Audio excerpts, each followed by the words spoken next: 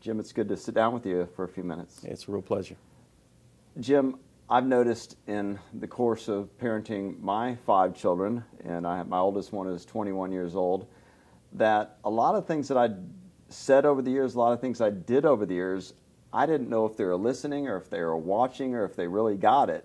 And as you and I have talked as they get older, it seems like, yes, they do listen. Yes, they do hear. Yes, they do watch and see just about everything we do.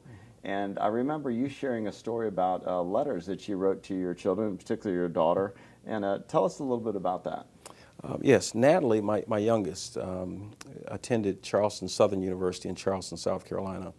And she was a ways away from us. And actually, we were here in Indianapolis. And she was, not only attending school, but she was also playing basketball. And you know how difficult it is to play intercollegiate athletics these days. And so she was going through I think the normal things that a youngster goes through in college. And so periodically I would write her a little note and with scripture as well.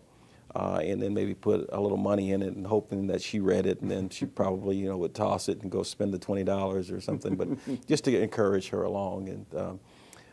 And after her junior year, because we didn't get down there very well, at least I didn't. Cheryl got down there quite a bit to watch her play, but because the football season in this league obviously goes all the way up until February if you're playing well.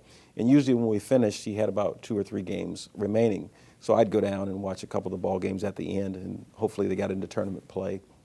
And I'd be able to see her play a little bit. But it just so happened this particular year, after her junior year, we were down and she had moved off campus.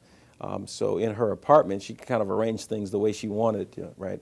And when we got there, then I noticed something that those letters and cards that I'd sent her, she had not only taken some of the scripture and put it on the back of her shoe that she played in, because she kept all her shoes, but then also I noticed on the back of her door in her bedroom, she had every single note with the scripture on it that I sent her, every one of them. And number one, I was amazed that she kept them, so they meant something to her. Number two, then I realized that I had not written enough. I had written her a lot, but I wish I had written her a lot more as well.